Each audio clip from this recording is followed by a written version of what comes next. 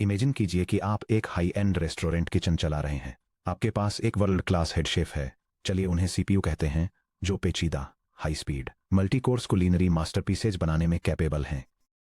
अब इमेजिन कीजिए कि हर बार जब कोई सप्लायर लोडिंग डॉक पर फ्रेश इंग्रेडिएंट्स का एक छोड़कर जाता है, तो हेड शेफ को कुकिंग रोकनी पड़ती है। 3 फ्लाइट्स ऑफ स्टेयर्स नीचे जाना पड़ता है, एक अकेला प्याज उठाना पड़ता है, उसे वापस किचन में लाना पड़ता है, उसे नीचे रखना पड़ता है, और ट्रक खाली होने तक इस जर्नी को 10,000 टाइम्स रिपीट करना पड़ता है। Sounds ridiculous, right? आपका मिशेलिन स्टार शेफ अपना 99% दिन इंडिविजुअल वेजिटेबल्स ले जाने के लिए सीढ़ियों से ऊपर नीचे करने में बिता देगा, जबकि ऑर्डर्स पाइल अप होते रहेंगे और भूखे कस्टमर्स डिस्गस्ट में चले जाएंगे। फिर भी कंप्यूटिंग के अर्ली डेकेड्स में कंप्यूटर्स इसी तरह हार्डवेयर डिवाइसेज और मेन मेमोरी के बीच डेटा मूव करते थे। अगर किसी हार्ड ड्राइव या नेटवर्क कार्ड के पास डिलीवर करने के लिए डेटा होता था, तो सीपीयू जो भी एग्जीक्यूशन थ्रेड चला रहा होता था, उसे रोक देता था। एक लूप एग्जीक्यूट करता था जो हार्डवेयर पोर्ट से एक सिंगल बाइट या वर्ड को इंटरनल रजिस्टर में रीड करता था और फिर उस बाइट को सिस्टम रैम में स्टोर करता था। Repeat ad infinitum. High performance systems engineering में और स्पेशली मॉडर्न जीपीयू प्रोग्रामिंग में यह माइक्रो मैनेजमेंट मॉडल पूरी तरह से अनवायबल है। सीपीयू का यूज करके एक सिंगल 4K वीडियो फ्रेम या फ्लोटिंग पॉइंट वेट्स के एक मैसिव वेक्टर को मूव करना सिस्टम कंप्यूट थ्रूपुट को एक स्क्रीचिंग हॉल्ट पर ले आएगा। ट्रू पैरेलल परफॉर्मेंस को अनलॉक करने के लिए मेमोरी को रीड और राइट करते समय हार्डवेयर को सीपीयू को पूरी तरह से बाईपास करने के एक तरीके की जरूरत होती है। Enter direct memory access DMA वो हार्डवेयर फीचर है जो पेरिफेरल डिवाइसेज को सिस्टम रैम की कीज देता है, जिससे आपका सीपीयू एक लो लेवल बैगेज हैंडलर से एक हाई लेवल स्ट्रेटेजिक कंडक्टर में बदल जाता है। Section break. Programmed IO versus bus mastering DMA. DMA क्यों एसेंशियल है, इसे अप्रिशिएट करने के लिए हमें पहले यह डिसेक्ट करने की जरूरत है कि जब सीपीयू को मैन्युअली ट्रांसफर्स हैंडल करने के लिए फोर्स किया जाता है तो क्या होता है। इस लेगेसी अप्रोच को प्रोग्राम्ड इनपुट आउटपुट पीआईओ के रूप में जाना जाता है। प्रोग्राम्ड आईओ पीआईओ के साथ प्रॉब्लम। एक पीआईओ मॉडल में हर data transfer explicitly CPU core पर रन होने वाले इंस्ट्रक्शंस द्वारा ड्राइव होता है। मान लीजिए कि एक एक्सपेंशन कार्ड आरएएम में 64 मेगाबाइट्स डेटा भेजना चाहता है। पीआईओ के अंडर ड्राइवर एक एग्जीक्यूशन लूप इनिशिएट करता है जो इस कॉन्सेप्चुअल कर्नल सीक्वेंस की तरह दिखता है। यह conceptual example programmed input output को इलस्ट्रेट करता है। यह दिखाता है कि कैसे सेंट्रल प्रोसेसिंग यूनिट बार बार एक हार्डवेयर स्टेटस पोर्टस को चेक करती है जब तक कि डेटा अवेलेबल नहीं हो जाता। एक बार जब डेटा रेडी हो जाता है तो प्रोसेसर हार्डवेयर रजिस्टर से एक वर्ड रीड करता है और उसे सीधे सिस्टम मेमोरी के डेस्टिनेशन बफर में राइट कर देता है और पूरे डेटा ट्रांसफर के ड्यूरेशन के लिए इस साइकिल को रिपीट करता रहता है। सोचिए कि यहां अंडर द हुड क्या हो रहा है। Instruction overhead. हर सिंगल 32 बिट या 64 बिट वर्ड कंज्यूम होने पर ब्रांच चेक, रजिस्टर मैनिपुलेशन और लूप इंक्रीमेंटिंग की जरूरत होती है। Pipeline stalls. सीपीयू कोर तब स्टॉल हो जाता है जब वह रिलेटिवली स्लो हार्डवेयर बस के रीड रिस्पॉन्स रिटर्न करने का वेट कर रहा होता है। Resource saturation. High performance execution units जैसे वेक्टर पाइपलाइंस और एएलयू क्लस्टर्स पूरी तरह से आइडल बैठे रहते हैं क्योंकि कोर एक आईओ पोलिंग लूप के अंदर लॉक्ड होता है। अगर आप एक मॉडर्न जीपीयू को एक पीसीआई ईजेन 5x16 कनेक्शन पर फीड करने की कोशिश कर रहे हैं जो अप्रोक्सीमेटली 64 गीगाबाइट्स पर सेकंड तक की स्पीड पर रन कर रहा है, तो पीआईओ का यूज करने पर बस के पार रॉ बाइट्स को शटल करने के लिए ही हर second trillions of CPU cycles की जरूरत होगी। आपका सीपीयू सिर्फ डेटा कॉपी करने में ही 100% यूटिलाइजेशन पर पहुंच जाएगा, जिससे बिजनेस लॉजिक को प्रोसेस करने, ओएस शेड्यूलिंग टास्क रन करने या कंप्यूट वर्कलोड्स को डिस्पैच करने के लिए जीरो रूम बचेगा। यह टेबल प्रोग्राम्ड आईओ या पीआईओ को 5 डायमेंशंस में बस मास्टरिंग डीएमए के साथ कंपेयर करता है। कंट्रोल यूनिट के लिए प्रोग्राम्ड आईओ को एक्सप्लिसिट रीड और राइट लूप्स एग्जीक्यूट करने के लिए सीपीयू कोर की जरूरत होती है, जबकि बस मास्टरिंग डीएमए एक डेडिकेटेड हार्डवेयर डीएमए इंजन का यूटिलाइज करता है। सीपीयू क्लॉक इंपैक्ट के मामले में प्रोग्राम्ड आईओ के कारण हाई सीपीयू यूटिलाइजेशन होता है, जो ट्रांसफर के दौरान कोर का 100% ले लेता है, जबकि bus mastering DAA active transverse के दौरान नियर 0% सीपीयू यूटिलाइजेशन मेंटेन करता है।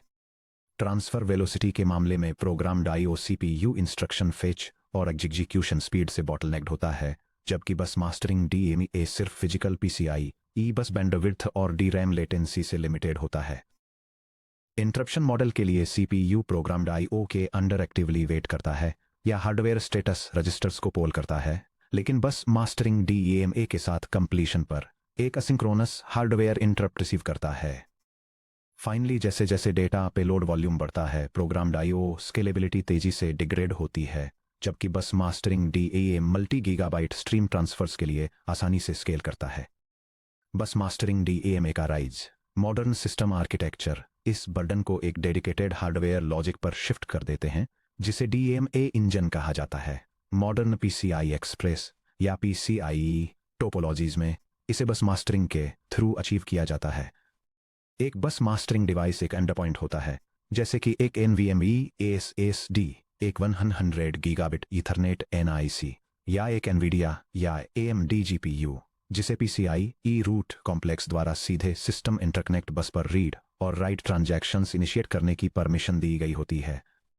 CPU द्वारा इससे डेटा पुल करने का वेट करने के बजाय ये डिवाइस खुद सिस्टम होस्ट RAM में डायरेक्टली लिखने या उससे डायरेक्टली रीड करने के लिए PCIe ट्रांजैक्शन लेयर पैकेट्स या TLPS जनरेट करता है।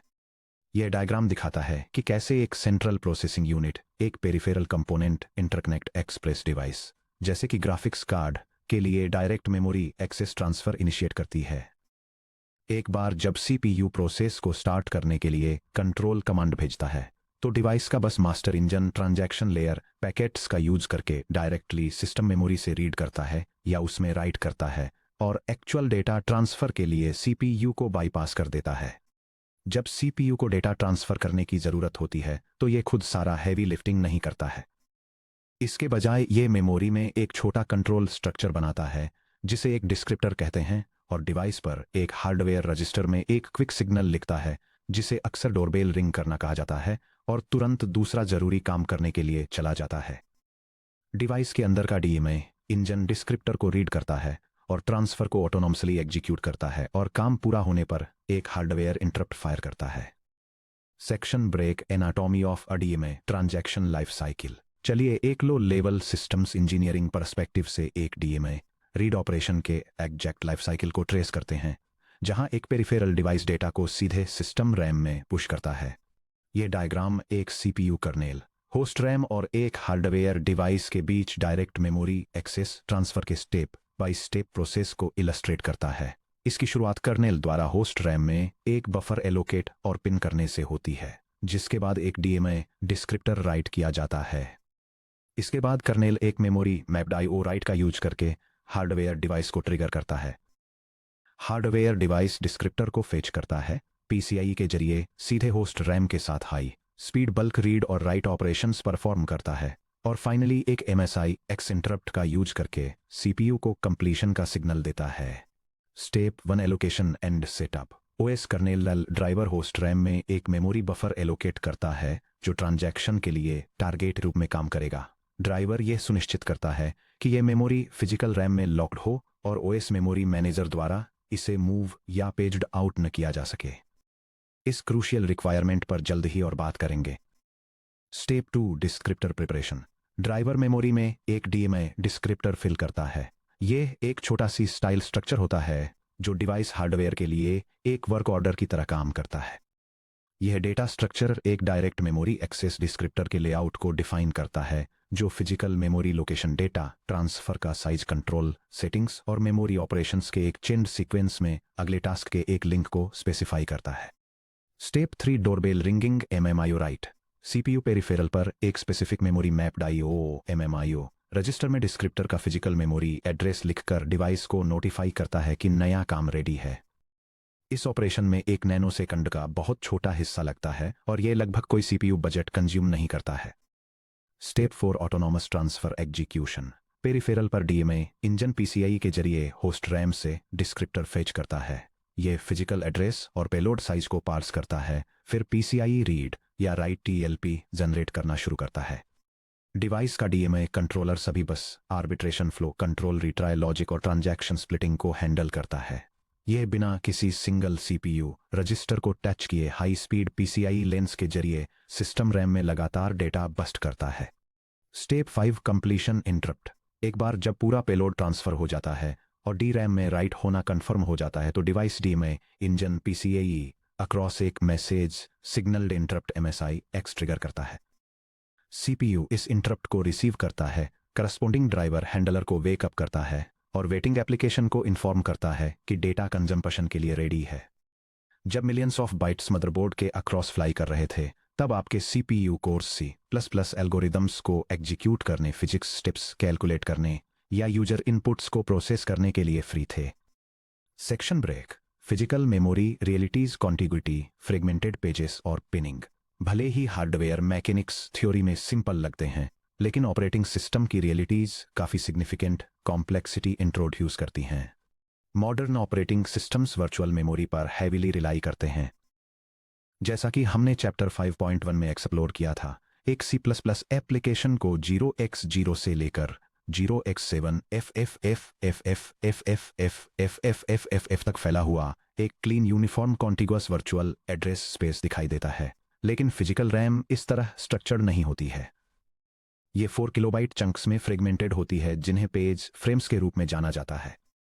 हालांकि हार्डवेयर डीएमए कंट्रोलर्स सीधे बस पर फिजिकल मेमोरी एड्रेसेस के साथ डील करते हैं। वे सीपीयू की मेमोरी मैनेजमेंट यूनिट एमएमयू को पूरी तरह से बाईपास कर देते हैं। ये फंडामेंटल डिस्क्रिपेंसी सिस्टम डेवलपर्स के लिए 3 डिस्टिंक्ट चैलेंजेस क्रिएट करती है: कॉन्टिग्यूटी, फ्रेगमेंटेशन और मेमोरी पेजिंग। यह डायग्राम वर्चुअल में मेमोरी मैपिंग के कॉन्सेप्ट को समझाता है और दिखाता है कि कैसे एक एप्लीकेशन अपनी मेमोरी को पेजेस के एक क्लीन और कॉन्टिगुअस सीक्वेंस की तरह देखती है, जबकि underlying physical hardware memory actually fragmented होती है और अलग अलग एड्रेसेस पर बिखरी होती है। फिजिकली कॉन्टिगुअस एलोकेशंस के मैलॉक। अगर आपका डीएमए इंजन सिंपल है तो इसे रैम के एक सिंगल कॉन्टिगुअस फिजिकल ब्लॉक की रिक्वायरमेंट होती है। अगर आप हार्डवेयर को बताते हैं right 64 kilobyte starting 8 physical address 0x000000, तो हार्डवेयर एक्सपेक्ट करता है कि फिजिकल एड्रेस 0x10000000 से लेकर 0x10FFFF actual sequential silicon D RAM cells द्वारा बैक किए गए हों। लिनक्स कर्नल स्पेस में ड्राइवर्स के मैलॉक या डीएमए एलोक कोहेरेंट जैसे एलोकेटर्स का यूज करके फिजिकली कॉन्टिगुअस रैम की रिक्वेस्ट करते हैं। ये लिनक्स कर्नल ड्राइवर एग्जाम्पल दिखाता है कि डायरेक्ट मेमोरी एक्सेस के लिए फिजिकली कॉन्टिगुअस मेमोरी बफर को कैसे एलोकेट करना है। यह एक कोहेरेंट मेमोरी रीजन रिक्वेस्ट करता है जिसे प्रोसेसर और हार्डवेयर डिवाइस दोनों एक्सेस कर सकते हैं, और ये सीपीयू के लिए एक वर्चुअल एड्रेस और पेरिफेरल हार्डवेयर के लिए फिजिकल बस एड्रेस दोनों जनरेट करता है। चैप्टर 5.1 में कॉन्टिगुअस एरे लेआउट्स के बारे में हमारी डिस्कशन को याद कीजिए। हार्डवेयर लेवल पर सीक्वेंशियल मेमोरी एक्सेस के परफॉर्मेंस बेनिफिट्स बहुत ज़्यादा इंपॉर्टेंट होते हैं, लेकिन जैसे जैसे सिस्टम लंबे समय तक चलता है फिजिकल मेमोरी कॉन्टिग्यूटी की गारंटी देना मुश्किल होता जाता है। जैसे ही मेमोरी फ्रेगमेंटेड हो जाती है, कर्नल से एक बड़ा फिजिकल कॉन्टिगुअस 128 मेगाबाइट ब्लॉक मांगना अक्सर फेल हो जाएगा, भले ही सिस्टम में इंडिविजुअल 4 किलोबाइट पेजेस में गीगाबाइट्स फ्री रैम बिखरी हुई हो। Scatter gather lists fragmented memory को हैंडल करना ओएस को रैम को कॉम्पैक्ट करने में एंडलेस साइकिल स्पेंड करने के लिए मजबूर किए बिना फिजिकल मेमोरी फ्रेगमेंटेशन को सॉल्व करने के लिए modern DMA controllers scatter gather IO को सपोर्ट करते हैं। कॉन्टिगुअस फिजिकल मेमोरी के एक बड़े ब्लॉक की रिक्वायरमेंट के बजाय एक स्कैटर गैदर डीएमए इंजन एक सिंगल ऑपरेशन में अलग अलग छोटे फिजिकल मेमोरी फ्रेगमेंट्स की एक टेबल या लिंक्ड लिस्ट को प्रोसेस कर सकता है। यह डायग्राम होस्ट मेमोरी में मौजूद एक स्कैटर गैदर डिस्क्रिप्टर टेबल को दिखाता है। यह डिटेल में समझाता है कि कैसे डायरेक्ट मेमोरी एक्सेस ऑपरेशंस कई सारे non contiguous physical memory regions को आपस में चेन करते हैं। इस टेबल की हर एंट्री एक टारगेट फिजिकल एड्रेस, ट्रांसफर किए जाने वाले डेटा ब्लॉक का साइज और अगले डिस्क्रिप्टर ब्लॉक को पॉइंट करने वाले लिंक को स्पेसिफाई करती है, और आखिर में एक फाइनल इंडिकेटर होता है जो डेटा ट्रांसफर सीक्वेंस के एंड को मार्क करता है। जब कोई application 12 megabyte user space C++ STD vector को ट्रांसफर करने के लिए कहती है तो ड्राइवर उस बफर को उसके अंडरलाइंग फिजिकल पेज कंपोनेंट्स में ब्रेक कर देता है। यह एक स्कैटर गैदर लिस्ट बनाता है जिसे लिनक्स में स्ट्रक्ट स्कैटर लिस्ट कहते हैं, जिसमें दर्जनों या सैकड़ों फिजिकल एड्रेस और लेंथ के पेयर्स होते हैं। हार्डवेयर डीएमए कंट्रोलर ऑटोमेटिकली इस लिस्ट के थ्रू इटरेट करता है, फ्रेगमेंट नंबर 1 को फेच करता है, उसे बस के अक्रॉस स्ट्रीम करता है, फिर बिल्कुल अलग फिजिकल लोकेशन से फ्रेगमेंट नंबर 2 को पिक करता है और पेलोड को एक सिंगल लॉजिकल स्ट्रीम में सीमलेसली स्टिच कर देता है। पेज पिनिंग, मेमोरी मैनेजर को रोकना।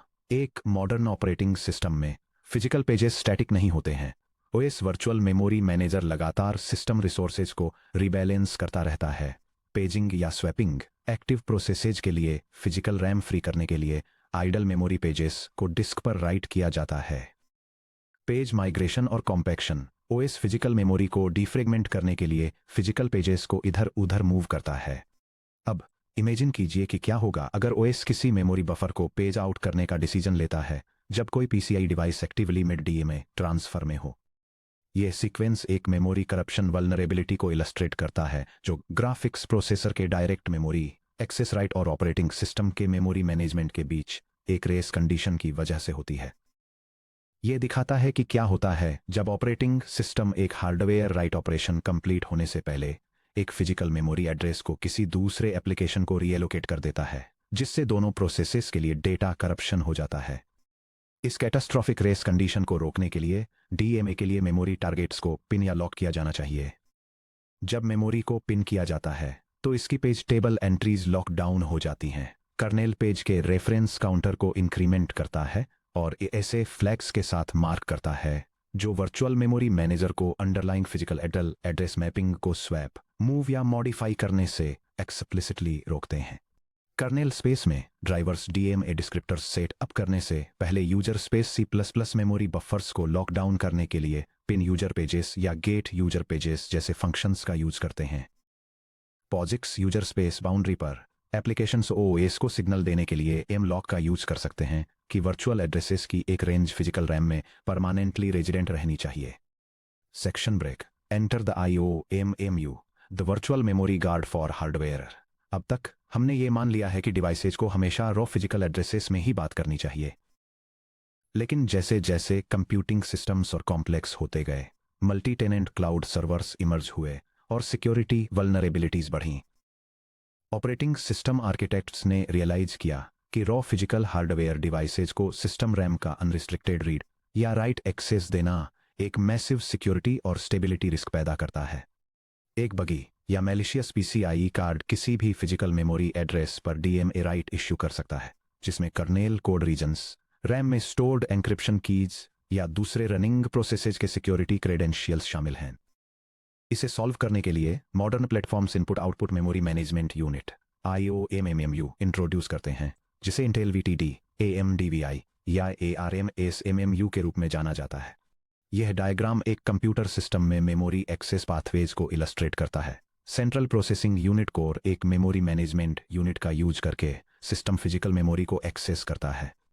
इसके साथ ही डायरेक्ट मेमोरी एक्सेस परफॉर्म करने वाला एक device input output virtual addresses का यूज करता है, जिन्हें सिस्टम रैम को एक्सेस करने के लिए एक input output memory management unit द्वारा होस्ट फिजिकल एड्रेसेस में ट्रांसलेट किया जाता है। IOMMU कैसे काम करता है?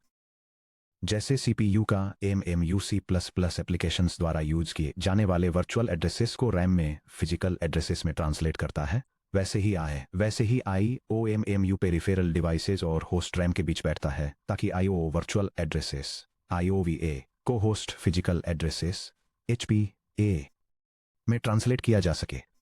आइसोलेशन और सैंडबॉक्सिंग, एक डिवाइस केवल उन्हीं फिजिकल रैम पेजेस को एक्सेस कर सकता है जो इसके अपने IOMMU पेज टेबल में स्पष्ट रूप से मैप किए गए हैं।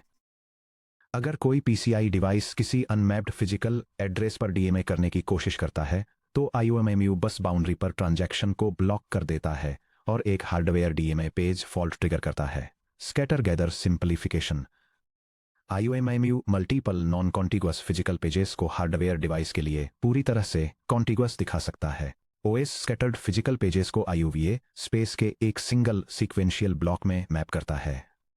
इसके परिणामस्वरूप पुराने डिवाइस भी जो स्कैटर गैदर हार्डवेयर डिस्क्रिप्टर्स को सपोर्ट नहीं करते हैं, वे बड़े ट्रांसफर इस तरह कर सकते हैं जैसे कि रैम फिजिकल रूप से कॉन्टिगुअस हो।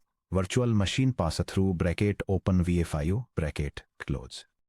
IOMMU हाइपरवाइजर्स को physical PCI devices bracket open जैसे जीपीयू ब्रैकेट क्लोज को सीधे वर्चुअल मशीन्स को सुरक्षित रूप से सौंपने में सक्षम बनाता है। IOMMU ये सुनिश्चित करता है कि गेस्ट ओएस केवल अपने एलोकेटेड फिजिकल मेमोरी स्लाइस को ही मैनिपुलेट कर सके, जिससे hardware level guest to host breakout attacks को रोका जा सके। Section break architectural systems integration यानी एग्जीक्यूशन और मेमोरी लिमिट्स को ब्रिज करना। DMA मैकेनिक्स को समझने के लिए हार्डवेयर लेवल्स के कॉन्सेप्ट्स को आपस में जोड़ना जरूरी है। चलिए वापस चलते हैं जो हमने chapter 5.1 bracket open contiguous array layouts bracket close और चैप्टर 14.1 ब्रैकेट ओपन हार्डवेयर को रिसोर्स लिमिट्स ब्रैकेट क्लोज में कवर किया था। चैप्टर 14.1 में हमने प्रोसेसर कोर्स के physical constraints, register file limits, shared memory boundaries, execution pipeline stalls और memory latency hiding strategies को एक्सप्लोर किया था। अब एग्जीक्यूशन यूनिट्स और DMA इंजिन्स के बीच के इंटरेक्शन पर विचार करें। यह डायग्राम प्रोसेसिंग यूनिट्स और मेमोरी सिस्टम्स के बीच कोऑर्डिनेशन को दिखाता है। यह दिखाता है कि कैसे एग्जीक्यूशन कोर्स लोकल कैश के अंदर हाई स्पीड कैलकुलेशंस को हैंडल करते हैं, जबकि direct memory access engine high speed lanes पर एसिंक्रोनसली डेटा स्ट्रीम करते हैं। फिर इस डेटा को कैश एफिशिएंसी को मैक्सिमाइज करने के लिए कंटिग्यूअस मेमोरी लेआउट्स में ऑर्गेनाइज किया जाता है।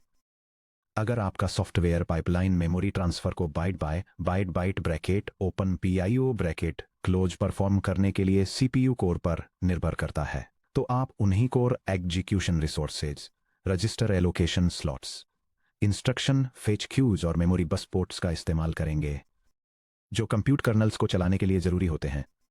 इसके अलावा मेमोरी लेआउट्स को फिजिकली सीक्वेंशियल और अलाइंड रखकर चैप्टर 5.1 के मेमोरी लेआउट रूल्स को याद करते हुए DMA transfers peak bus efficiency पर ऑपरेट करते हैं।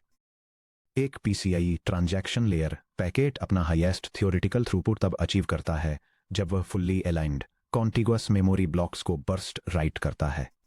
अगर डेटा स्ट्रक्चर्स फ्रेगमेंटेड, स्कैटर्ड या पुअरली अलाइंड हैं, तो DMA engine micro transactions generate करने के लिए मजबूर हो जाता है और full 256 byte 512 byte payload TLPs के बजाय छोटे 32 बाइट चंक्स बर्स्ट करता है।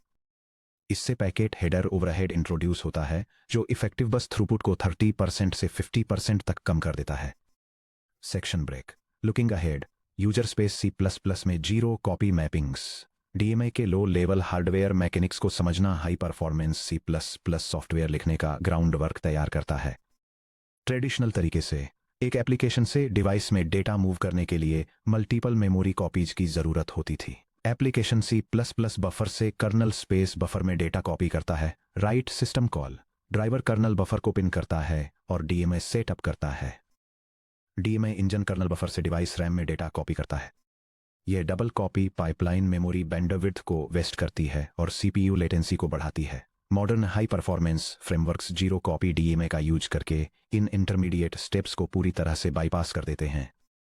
यह डायग्राम एक ट्रेडिशनल मल्टी-P इनपुट आउटपुट पाथ को एक zero direct memory access path के साथ कंपेयर करता है। ट्रेडिशनल अप्रोच में हार्डवेयर डिवाइस के इसे एक्सेस करने से पहले प्रोसेसर को यूजर स्पेस बफर से डेटा को कर्नेल स्पेस बफर में कॉपी करना पड़ता है। Zero copy approach user buffer को पिन और मैप करके इस प्रोसेस को ऑप्टिमाइजर करता है, जिससे हार्डवेयर डिवाइस मेमोरी को डायरेक्टली एक्सेस कर पाता है और बीच के प्रोसेसर कॉपी को बायपास कर देता है। अगले सेक्शन में 15.6 यूजर स्पेस C++ में जीरो कॉपी DMA मैपिंग्स, हम इन हार्डवेयर कॉन्सेप्ट्स को सॉफ्टवेयर इम्प्लीमेंटेशंस में ट्रांसलेट करेंगे। हम mmap, IOU रिंग और लिनक्स VFIO ड्राइवर्स जैसे टूल्स का यूज करके कस्टम C++ एब्स्ट्रैक्शंस बिल्ड करेंगे। आप सीखेंगे कि रॉ C++ पॉइंटर्स को कैसे लें, उनकी अंडरलाइंग फिजिकल मेमोरी को पिन करें, उन्हें डिवाइस एक्सेसिबल IOVA स्पेस में मैप करें और एक्सटर्नल PCIe हार्डवेयर को जीरो CPU इंटरवेंशन और जीरो रिडंडेंट मेमोरी कॉपीज के साथ सीधे आपकी एप्लीकेशन के डेटा स्ट्रक्चर्स में रीड और राइट करने की परमिशन दें। अपने कंपाइलर को प्रिपेयर कर लीजिए। अब यूजर स्पेस से सीधे हार्डवेयर को कंट्रोल करना शुरू करने का समय आ गया है।